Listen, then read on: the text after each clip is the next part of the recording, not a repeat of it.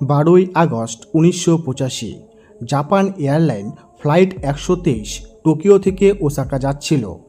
বিমানে ছিল 524 জন মানুষ। মাত্র 12 মিনিট পর ঘটে এমন কিছু যা আজও ইতিহাসের পাতায় লেখা রইল। 32 মিনিট ধরে এক বিমান ধীরে ধীরে মৃত্যুর দিকে এগিয়ে গেল। কিন্তু কেন? কি ঘটেছিল সেই বিমানে? আজকের ভিডিওতে সেই সব তথ্য নিয়ে আপনাদের সাথে আলোচনা করব। তাহলে চলুন শুরু করা যাক। বোয়িং 747SR একটি সুপার রেঞ্জ জেট, যেটা সন্ধ্যা 6:12 জাপানের হানেডা বিমানবন্দর থেকে টেক অফ করে। বিমানটিতে 15 জন ক্রু এবং 509 জন যাত্রী ছিল। এটাই এখনও পর্যন্ত একক বিমান দুর্ঘটনার সর্বোচ্চ প্রাণহানির রেকর্ড।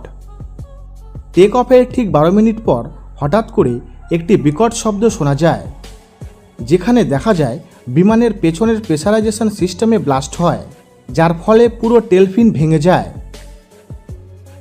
5টি হাইড্রোলিক সিস্টেম সম্পূর্ণরূপে অচল হয়ে পড়ে। বিমানের নিয়ন্ত্রণ সম্পূর্ণ হারিয়ে যায়।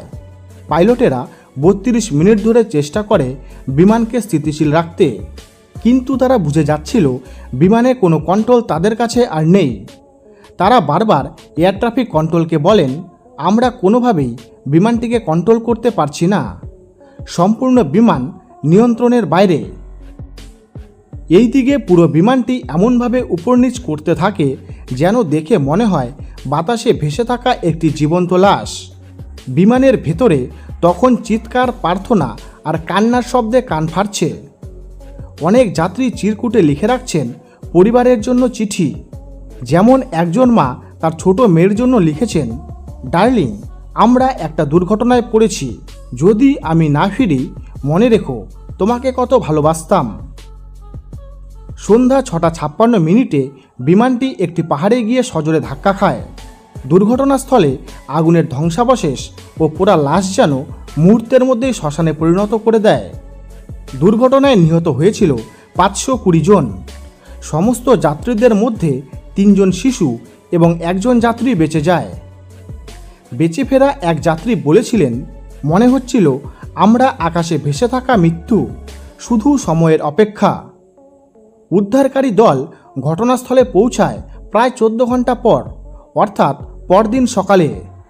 জাপানি রেস্কিউ টিম দেরিতে পৌঁছানোর কারণে ব্যাপক সমালোচনা হয়েছিল। উদ্ধার কাজে অংশ নিয়েছিলেন স্থানীয় গ্রামবাসীরাও। জাপানের সরকার ও বিমান কর্তৃপক্ষ তড়িঘড়ি তদন্তে নামে। তদন্তে বের হয় 7 বছর আগে এক রুদের ল্যান্ডিংয়ের সময় বিমানের পেছনে চাপ পড়ে, কিন্তু সেই সময় সঠিকভাবে মেরামত করা হয়নি। ভুল মেরামতের কারণে প্রেসার বাল্কহেড ফেটে যায়, যার ফলে পুরো টেলফিন ভেঙে পড়ে। জাপান এয়ারলাইন্স এই ভুলের দায় স্বীকার করে। জাপান এয়ারলাইন্স ফ্লাইট 123 একটি দুর্ঘটনা নয়, এটা ছিল একটি সতর্কবার্তা। ছোট একটা ভুল কিভাবে 520টি প্রাণ কেড়ে নিতে পারে। আজও জাপানের এই দিনে মানুষ মোমবাতি জ্বালিয়ে প্রার্থনা করে। একটি ভুলের মূল্য কত বড় হতে পারে ফ্লাইট 123 আমাদের সেটাই মনে করিয়ে দেয়। এই দুর্ঘটনা নিয়ে আপনার কি মতামত নিচে আমাদের কমেন্টে জানান। ভিডিওটি ভালো লাগলে লাইক করতে পারেন এবং শেয়ার করতে পারেন আপনার পরিচিতদের সাথে। ভবিষ্যতে আরও এরকম তথ্যপূর্ণ ভিডিও দেখতে সাবস্ক্রাইব করতে পারেন আমাদের চ্যানেলটিকে।